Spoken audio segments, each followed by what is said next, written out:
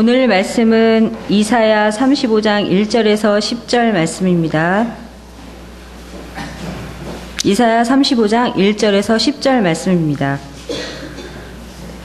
강야와 메마른 땅이 기뻐하며 사막이 백합화같이 피어 즐거워하며 무성하게 피어 기쁜 노래로 즐거워하며 레바논의 영광과 갈멜과 사론의 아름다움을 얻을 것이라. 그것들이 여호와의 영광 곧 우리 하나님의 아름다움을 보리로다. 너희는 약한 손을 강하게 하며 떨리는 무릎을 굳게 하며 겁내는 자들에게 이르기를 굳세어라 두려워하지 말라. 보라 너희 하나님이 오사 보복하시며 갚아주실 것이라. 하나님이 오사 너희를 구원하시리라 하라. 그때에 맹인의 눈이 밝을 것이며 못 듣는 사람의 귀가 열릴 것이며 그때에 저는 자는 사슴같이 뛸 것이며 말 못하는 자의 혀는 노래하리니 이는 광야에서 물이 솟겠고 사막에서 시내가 흐를 것임이라. 뜨거운 사막이 변하여 못이 될 것이며 메마른 땅이 변하여 원천이 될 것이며 승냥이의 눕던 곳에 풀과 갈대와 부들이 날 것이며 거기에 대로가 있어 그 길을 거룩한 길이라 일컫는 바 되리니 깨끗하지 못한 자는 지나가지 못하겠고 오직 구속함을 입은 자들을 위하여 있게 될 것이라.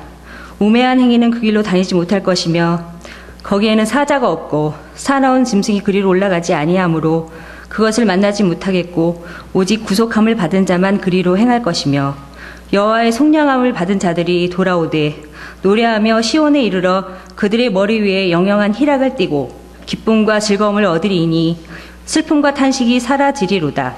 아멘.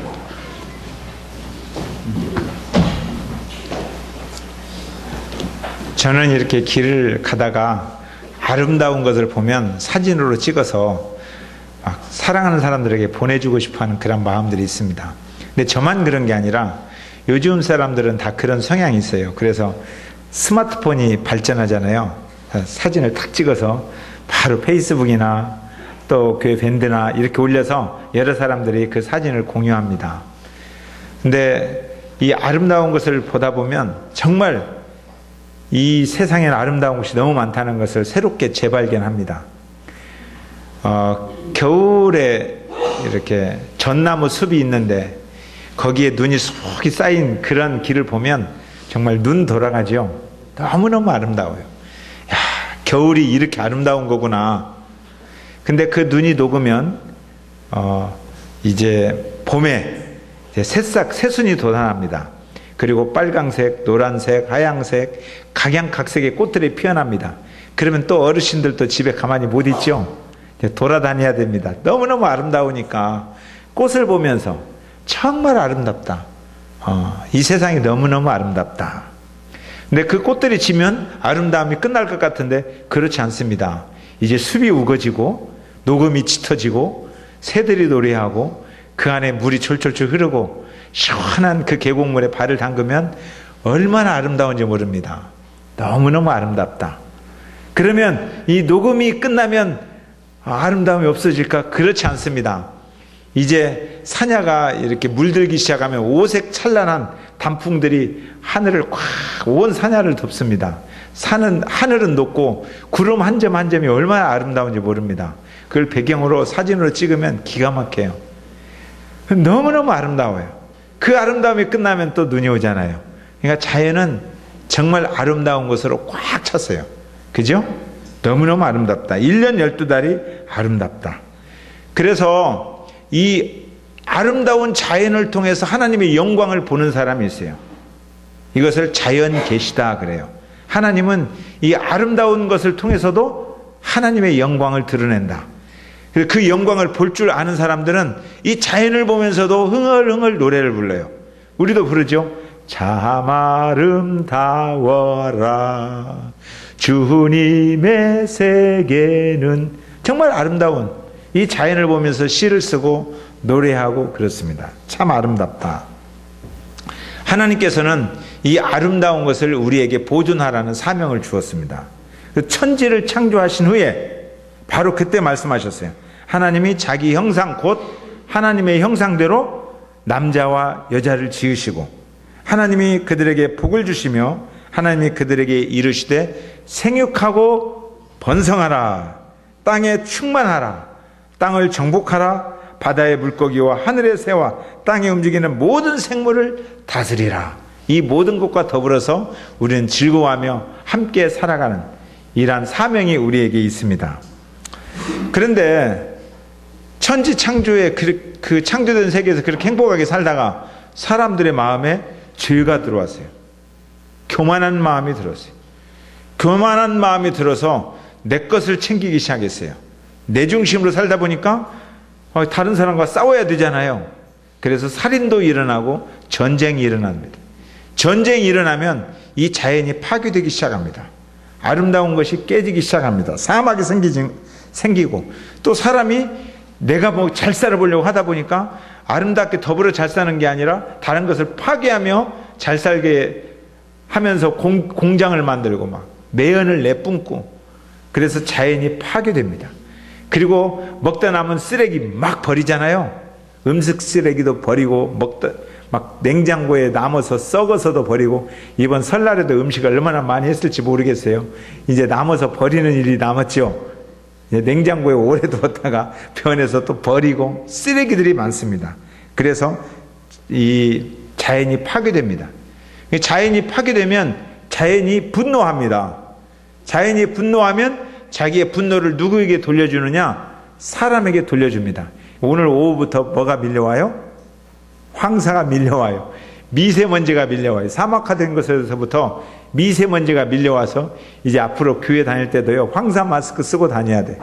그래서 황사 마스크 벗어야 누군지 알아. 권사님인지 누군지. 황사 마스크 쓰고 다니는. 사람들이 결국은 악해진 결과를 얻어내는 거예요. 이 파괴된 자연. 천지를 창조하실 때도 이런 미세먼지가 막 하늘을 날아다니고 그랬을까요? 안 그랬을 거예요. 그냥 우리들이 자연을 좀 아껴야 됩니다. 아낍시다. 쓰레기 좀 버리지 맙시다. 담배꽁초도 버리지 맙시다. 아이, 우리들한테 목사님 무슨 담배꽁초를 버리지 말라고 광고합니까? 왜냐하면요, 이 뒷집에서 저한테 이 옆길 청소 좀 하라고 하더라고요. 담배꽁초가 많이 버려졌어요. 그래서 좀 당신들이 다니는 길 청소하지 왜 나까지 불러갖고 안 보이는데 청소하라냐고 하니까 제가 보니까요, 당신네 교회 사람들이 많이 버려요. 그러니까 당신이 청소해야 돼. 그러더라고요. 깜짝 놀랐어요. 여러분 중에 혹시 이런 데 가서 담배꽁초 버린 사람 있는지 모르겠어요. 아마 나는 모르겠는데 옆집 사람이 그러더라고요. 담배꽁초 버리지 맙시다. 버리지 말아야지. 사람이 진짜 중요해요. 사람의 마음이 아름다우면 그러면 자연이 아름다워집니다. 그런데 사람의 마음이 악해지면 자연이 그 아름다움을 잃어버립니다. 그래서 자연은 사람을 닮아가게 되어 있습니다. 어떤 심리학자가 이런 이야기를 했어요.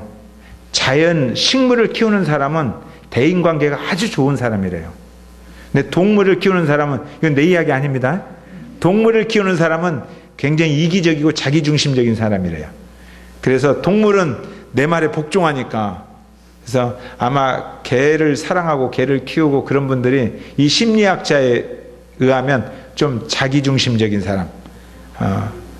그런데 식물을 잘 자연을 가꾸고 하는 사람은, 배려하는 사람은 아마 인간관계가 굉장히 좋은 사람이다. 심리학자의 말이에요. 우리 모두 아름다운 마음을 가졌으면 좋겠습니다. 우리가 아름다운 마음을 가지면 우리 주변이 살아나요. 주변이.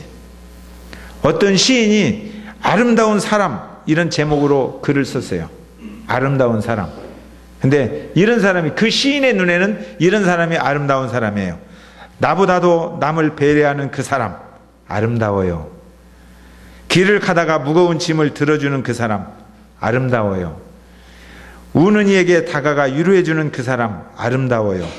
자기보다 상대를 먼저 챙겨주는 그 사람 아름다워요.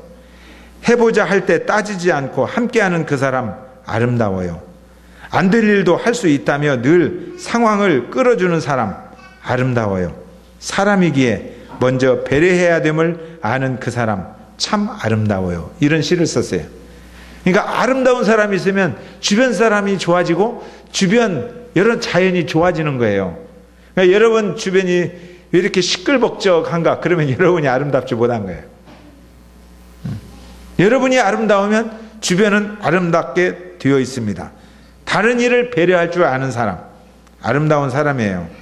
그러면 여러분들은 아름다운 삶을 살아갈 자격이 있는 분들이죠. 집사님 마음은 참 아름답습니다. 인사 좀 나누세요. 어쩜 집사님 마음은 그렇게 아름다워요. 당신의 마음은 참 아름답습니다. 그런데 하나님을 거역하고 자기 자신만 챙기기 시작하면서 사람들이, 그러면서 아름다움이 파괴되었습니다. 아름다운 관계가 파괴되었습니다. 마음이 광야가 되는 거예요. 메말라요. 목마르고 삭막해집니다. 관계들이 다 떠나갑니다. 희망이 보이지 않습니다. 하나님이 주신 생명의 기운을 잃어갑니다. 내 마음이 황폐해지니까 사람과의 관계도 깨지는 거죠. 싫은 거죠. 그래서 관계들이 다 깨져나갑니다. 그래서 그들이 슬퍼할 때에 이사야가 외치는 거예요. 장차 한 왕이 오시리니, 지난주에 설교했잖아요. 장차 한 왕이 오시리니 그 왕이 공명정대하여 하나님의 기준이 되어서, 인품의 성품의 기준이 되어서 사람들을 다스리며 무너진 이 땅, 무너진 관계를 회복시킬 것이다, 이런 이야기를 했잖아요. 이 이사야는 3대 왕을 섬겨요. 처음 아하스 왕이에요. 지금 이 아하스 왕 때 하는 이야기예요. 그래서 1장부터 35장이 아하스 왕하고 지금 이루어진 이야기. 그러니까 오늘 이 이야기는 이제 1장부터 35장까지의 결론이에요. 끝! 그리고 이제 다음 주부터 36장부터는 히스기야 왕의 이야기예요. 새로운 이야기예요. 오늘 35장은 지금까지 이사야 설교를 시작한 결론이에요. 결론. 오늘 결론, 이 이야기 잘 들으면 아하, 이사야가 이런 이야기구나, 이 이야기 하려고 이사야가 메시지를 선포하기 시작했구나, 이렇게 알아들을 수 있습니다. 1절 읽어보세요. 1절. 시작.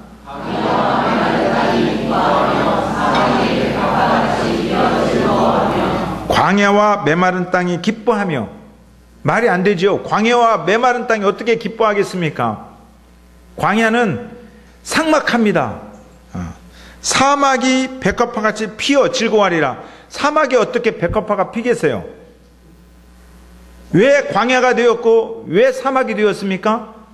하나님 말씀 안 듣다가 아수르 쫓아가고 애굽 쫓아가고 그렇게 하다가 결국은 아수르가 쳐들어오고 옆에 주변 나라가 쳐들어오면서 전쟁이 일어나서 다 파괴되었다는 거예요. 전쟁이 일어나서.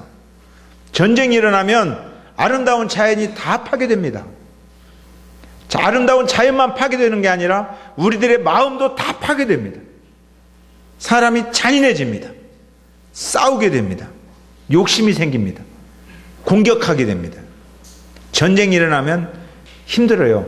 전쟁까지 안 가더라도 일본에서 원자로 하나만 꽝 하고 깨졌잖아요. 원자로가 폭발했잖아요. 그거 하나 폭발하니까 그 주변에 사람이 살만한 땅이 안 됩니다. 다 황폐해져서 살아갈 수가 없어요. 그리고 그 이웃 나라에 사는 우리나라도, 제가 신방 갔을 때 여러분이 저를 잘 대접하기 위해서 고등어 찜을 잘 해놓으면 사랑의 마음이 담겼는데 제가 뭐라고 생각해요? 혹시 일본산 아닐까? 그러면서 먹는 것도 찝찝해져요.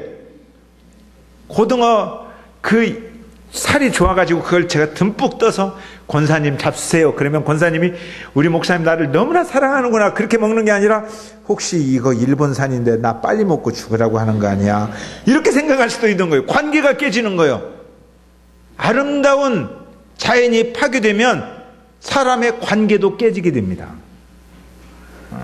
전쟁이 일어나면 관계들이 다 깨져요. 그래서 하늘도 땅도 바다도 관계도 다 깨지게 됩니다. 전쟁은 무서운 거예요. 우리나라는 전쟁이 일어나면 되겠어요, 안 되겠어요? 그러니까 기도해야 돼요. 미워도 전쟁은 하지 말아야 돼. 저놈 새끼들 미우니까 싹 쓸어버려. 무찌르자 공산당? 그러면 안 돼요. 이제는 쟤들도 잘 달래서 설득해서 함께 살아야 돼요. 그죠? 전쟁이 일어나면 큰일 납니다. 달래고 인정해주고 보듬어 주어서 용기를 주어서 함께 살자, 이래야 전쟁 안 일어나지. 옛날에 우리 때는 무찌르자 공산당 했잖아요. 근데 우리 자녀들한테는 무찌르자 공산당 이렇게 가르치면 안 된다 이 말이에요. 어르신들 알았죠? 우리 때야 뭐 어쩔 수 없이 무찌르자 공산당 했지만 계속 그렇게 하면 전쟁이 일어나면 어떻게 돼요? 전쟁이 일어나면 이기는 자가 없어요. 다 죽는 거예요. 황폐해지는 거예요. 다 깨지는 거예요. 전쟁을 하지 맙시다. 그러기 위해서 우리는 기도해야 돼요. 하나님, 전쟁이 없는 민족 되게 해주세요. 근데 이스라엘 민족은 이게 순종하지 않았다는 거예요. 그래서 계속 아수르 찾아가고, 그래서 북쪽 이스라엘이 아수르한테 망해버렸습니다. 전쟁이 일어났어요.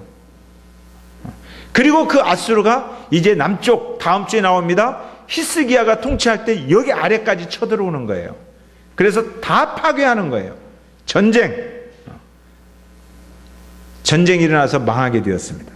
그래서 그들이 이제 하나님 앞에 우는 거예요. 하나님, 우리가 하나님의 백성인데 하나님의 이름을 지금까지 높이며 살아왔는데 우리가 지금 광야가 되었습니다. 메마른 땅이 되었습니다. 마음도 광야가 되었습니다. 목마르고 배고프고 힘들고 어렵습니다. 광야입니다. 너무너무 약해져서 손이 떨리고 싸우려고 하는데 너무너무 힘들어서 무릎이 덜덜덜 떨립니다. 무릎이 떨려요. 어떻게 해야 돼요? 하나님, 이렇게 울고 있어요. 그런데 어디선가 노래가 들려오는 거예요. 그들에게. 무슨 노래가 들려와요? 사막에 샘이 넘쳐 흐르리라, 이런 노래가 들려오는 거예요. 사막에 꽃이 피어 향내 내리라, 희망의 메시지가 들려오는 거예요. 이게 이사야예요. 1장부터 35장까지 메마른 땅이 되었는데 거기에 희망의 소리가 들려온다. 이게 결론이에요.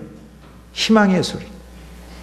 사막에 샘이 꽝 터지면 어떻게 되겠습니까? 노래하지 말라고 해도 노래하죠. 광야에 꽃이 확 피어나면 어떻게 되겠습니까? 얼마나 인생이 행복하겠어요. 거기서 와, 아름다워라, 아름다워라, 우리 하나님의 아름다움이구나. 오늘 그 말씀이 2절이에요. 2절 읽어보세요. 시작. 무성하게 피어 기쁜 노래로 즐거워하며 레바논의 영광과 갈멜과 샤론의 아름다움을 얻을 것이라. 그들이 여호와의 영광 곧 우리 하나님의 아름다움을 보리라. 와, 창조의 아름다움, 하나님의 아름다움이 회복되었구나. 얼마나 꿈 같은 이야기예요. 이 말씀에 담긴 이야기는 이스라엘만 그렇게 하겠다는 게 아니에요. 우리들도 하나님을 잃어버리고 마음이 광야가 되었어요. 메마른 땅이 되었어요. 그러다 보니까 목말라요. 마음이 황폐해지니까 서로를 향하여 미워합니다. 분노합니다. 시기하고 교만하고 악을 도모하고 자기의 성을 쌓기 위해서 교만해집니다. 남을 파괴합니다. 이런 황무지 같은 인생. 먹어도 배고프고 마셔도 목마른 이 인생. 이 인생을 불쌍히 여기시고 찾아오신 분이 예수님이세요. 그래서 예수님을 우리는 뭐라고 불러요? 생수다 그래요. 생수. 생명의 물이다. 그분이 오셨어요. 그래서 그분이 너의 배에서 너의 그 답답한 광야와 너의 답답한 황무지 같은 인생 가운데서 생수의 강이 흘러나리라. 예수님 오시면 그렇게 된다 이거예요. 그런데 다 그런 게 아니라는 거예요. 예수님을 영접한 사람만, 예수님과 관계를 맺은 사람만 그렇게 되겠다. 예수님께서 광야 같은 마음에 생수, 샘을 흐르게 하겠다는 거예요. 예수님께서 메마른 땅을 고쳐주시겠다고 합니다. 아멘? 3절 읽어봅시다. 3절. 3절 시작.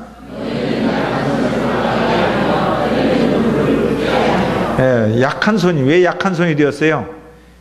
일할 수 있습니까? 약한 손이 덜덜덜 떨리는데, 강대국이 너무너무 강하니까 떨리는 무릎을 서 있을 수도 없어요. 덜덜덜 막 주저앉는 거예요.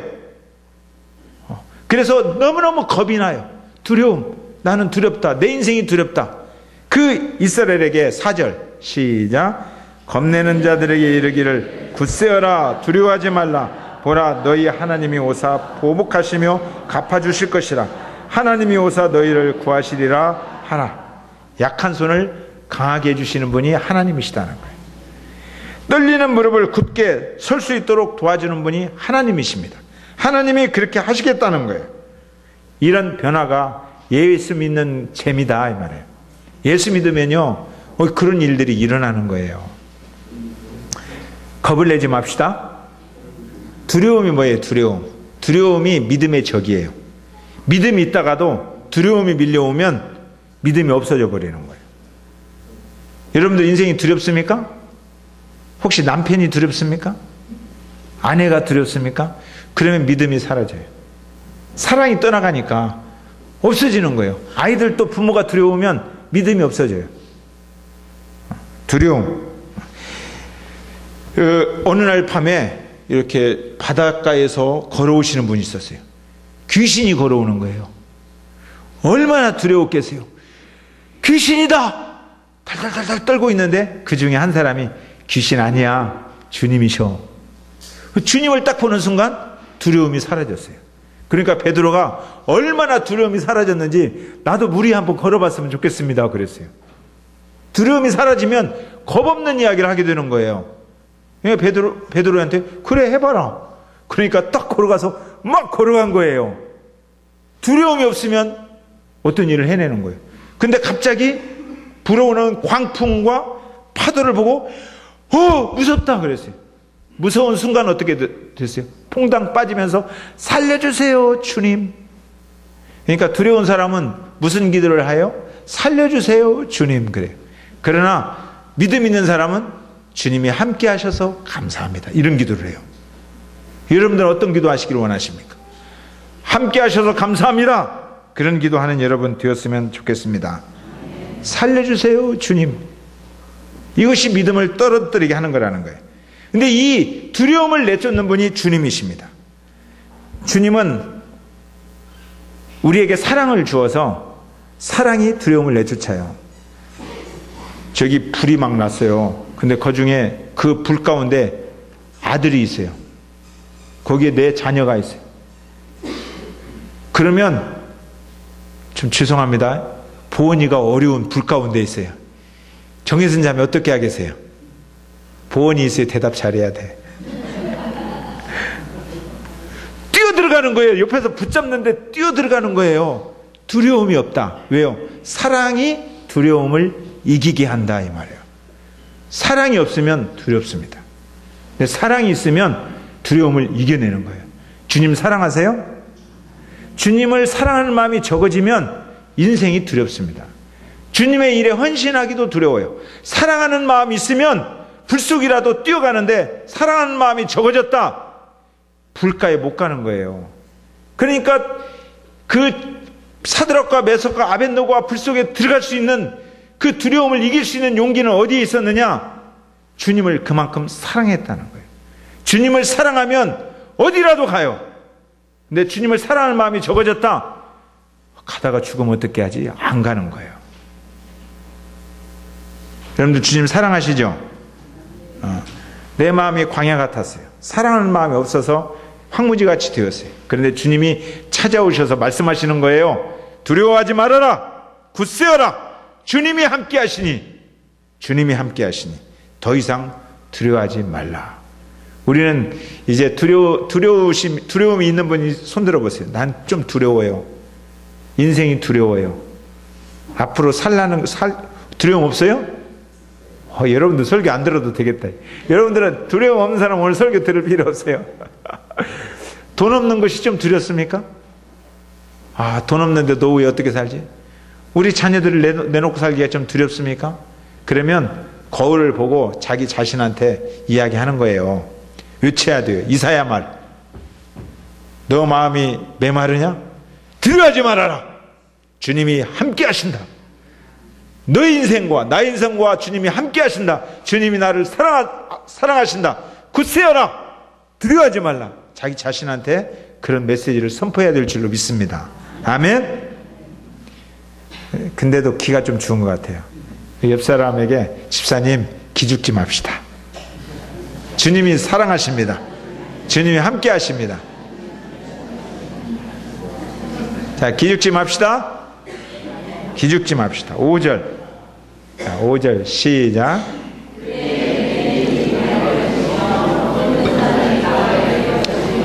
맹인의 눈이 밝을 것이며 못 듣는 사람의 귀가 열릴 것이며, 그 다음에 6절.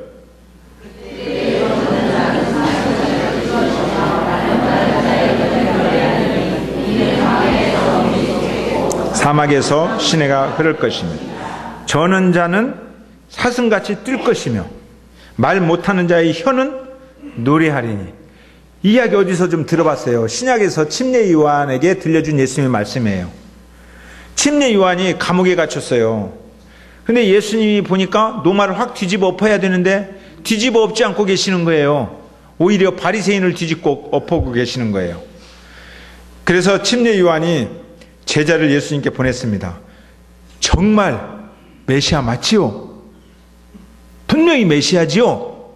그러면 예수님이 맞아, 내가 메시아다 이렇게 대답하면 속 시원할 텐데 그렇게 대답 아니하시고 이사야 이 말씀을 인용하는 거예요. 예수께서 대답하여 이르시되 너희가 가서 보고 들은 것을 요한에게 그대로 말해라. 맹인이 보며 못 걷는 자가 걸으며 나병 자가 깨끗함을 받으며 귀먹은 사람이 들으며 죽은 자가 살아나며 가난한 자에게 복음이 선포된다고 해라 그랬어요. 그 말 전하니까 아하, 장차 오실 왕이시구나. 침례 요한이 바로 깨달아 아는 거죠. 맹인이 본다. 그래서 맹인의 눈이 밝아지는 것은 뭘까요? 맹인. 어떤 사람을 맹인이라고 해요? 앞을 못 보는 사람이 맹인이죠. 사물을 바라보지 못하는 거예요. 이거 얼마나 답답해요. 점점 안 보여요. 우리 민집사님이 굉장히 힘들어하세요. 왜요? 점점 안 보여져요. 답답한 거예요. 앞이 안 보인다. 힘든 겁니다. 근데 사물이 안 보이는 것보다 더 힘든 것은 뭔지 아세요? 영적인 하나님이 안 보이는 거예요. 하나님의 마음이 안 보여요. 헬렌 켈러라는 분이 있습니다. 그분은 눈이 아예 안 보이는 분이에요. 3살 때부터 앞을 못 봤어요. 근데 그는 영이 밝아져서 하나님의 세계를 보는 눈이 통찰력이 아주 밝은 사람이에요. 근데 헬렌 켈러가 이런 이야기를 했어요. 태양을 바라보고 있는 사람은 그늘이 보이지 않는다.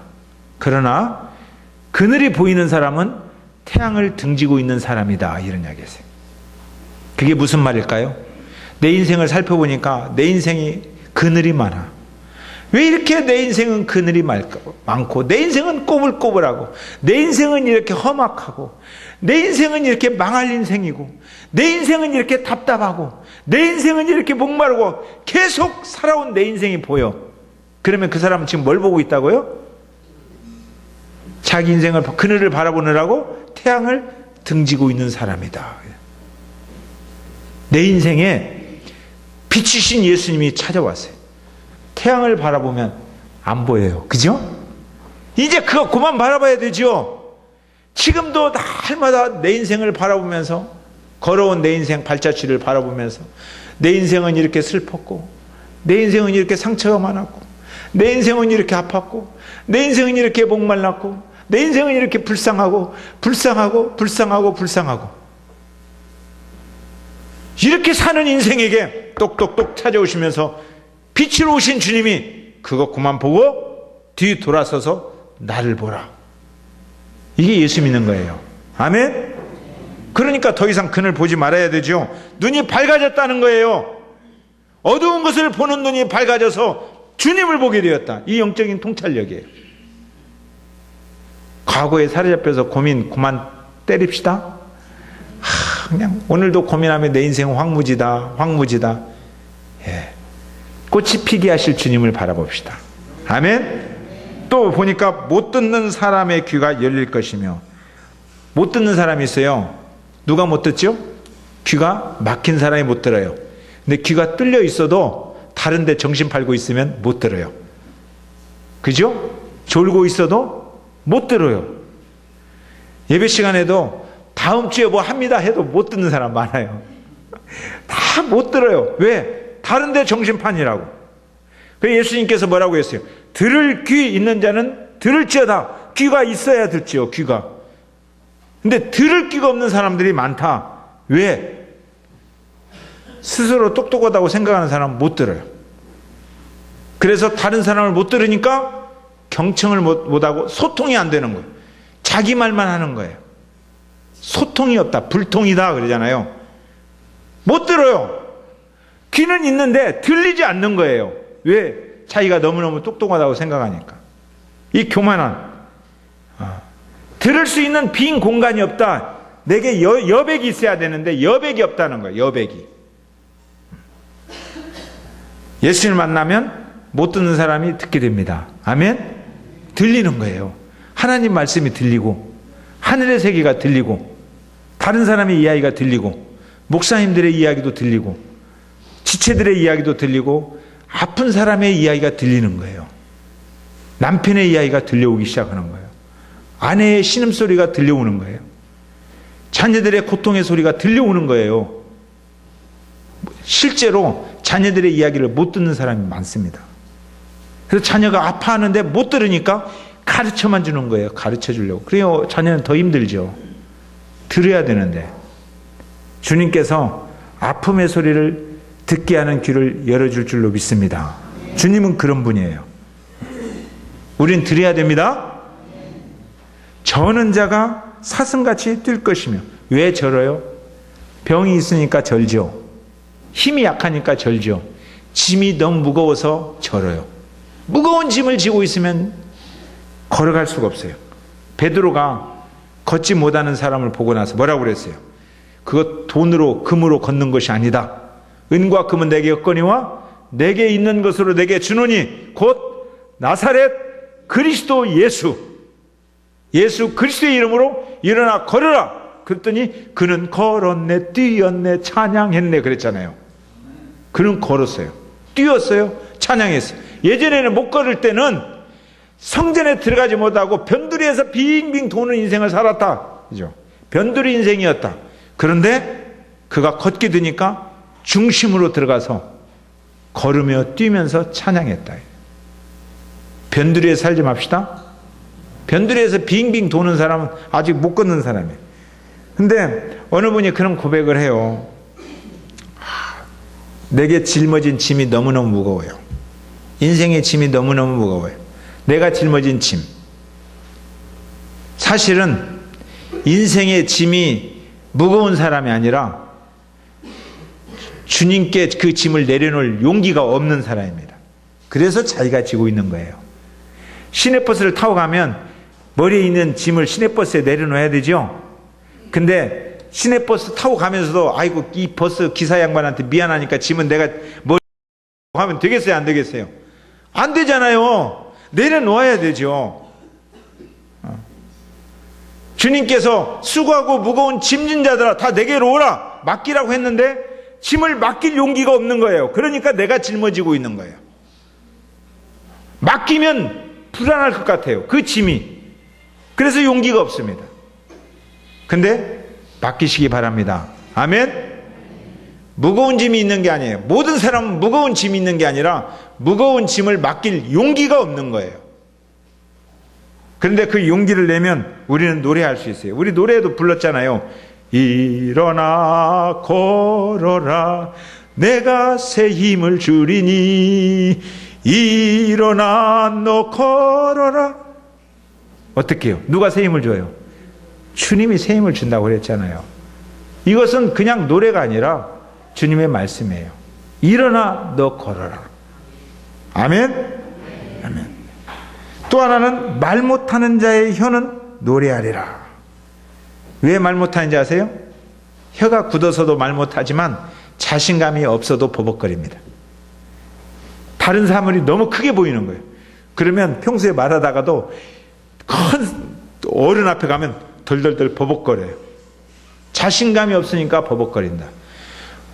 하나님께서 모세에게 너 가서 이스라엘 민족을 구원해라. 그러니까 뭐라고 그랬어요? 이스라엘 사람들을 설득할 만한 자신감이 없어요.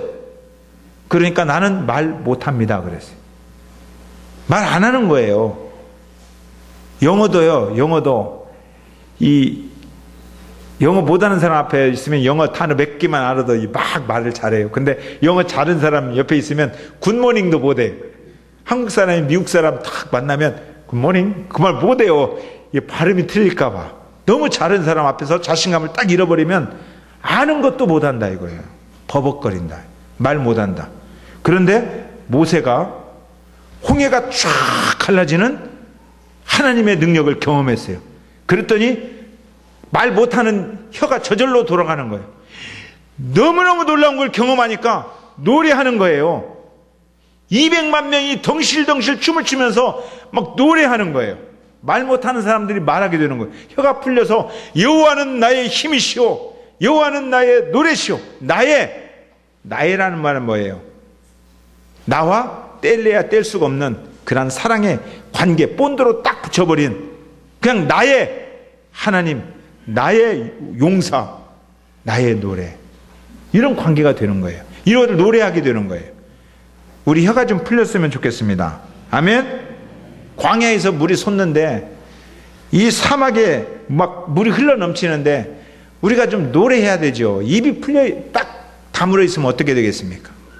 그걸 보면서도 입을 꽉 다물고 있는 사람 진짜로 기적을 만들어내는 사람이에요. 광야 같은 인생, 메마른 인생에 찾아오신 그 예수님이 생수입니다. 생수. 그래서 내 인생에 생수가 흐르기 시작했다는 거예요. 예수 그 이름이 나를 하나님의 자녀가 되게 했습니다. 저는 뭐 잘난 사람이 아니에요. 엉터리 같은 인생을 살아왔습니다. 가난하고 힘들고 어려워요. 능력도 부족합니다. 지금도 가끔마다 목회가 힘들다 이런 생각을 할 때가 있어요. 제가 무슨 말 할 때요 바로 말 못해요. 뭔 문제가 있으면 하루 정도를 저녁에 잠 안 자면서 고민해요. 말해야 되나 말해야 되나. 약하니까 내가 말하면 저 사람이 또 상처받으면 어떻겠냐. 하루 종일 고민해요. 그리고 일주일쯤 지난 다음에 아주 부드럽게 말을 해요. 이 몸이 약해서 그렇다. 자신감이 다른 사람이 상처받을까 봐 두렵기도 하고 이런 게 있다는 거예요. 연약하다. 그래서 못할 것 같다. 그런데 제가 잘 해내요. 주저앉지 않고 다시 합니다.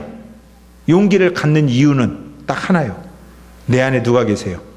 예수님이 계신다는 거예요. 예수 그 이름이 있어요. 저는 질그릇 같은 인생이지만 그러나 예수 그리스도가 오셔서 저는 보배롭고 존귀한 그릇이 되었어요. 저는 굉장히 보배로운 사람입니다. 저는 귀한 사람이에요. 함부로 대하시면 안 돼요. 아셨죠? 제가 질그릇 같은 인생이었어요. 그런데 예수님이 계셔서 그렇다는 거예요. 예수님 안 계시면 아무것도 아니라는 거예요. 그런데 괜히 내가 교만할 수는 없죠. 예수님이 계셔서 그런데 예수님 아니고 내가 그런 줄 알면 착각이죠. 저는 예수님 때문에 보배로운 사람이에요. 여러분도 마찬가지예요. 그런데 아직도 그걸 모르고 나는 황무지 같은 인생이다. 이렇게 생각하면서 사시는 분 계십니까? 목사님, 저는 황무지 같은 인생이에요. 저는 광야 같은 인생입니다. 아니에요. 거기에 예수님이 오셨어요. 그래서 사막에 새이 넘쳐 흐르고 황무지에 꽃이 피어나는 인생이 되었습니다. 아멘. 황무지로 사지 말고 보배로운 그런 꽃이 피는 그런 인생으로 사시기 바랍니다. 아멘. 황무지가 장미꽃같이 노래합시다.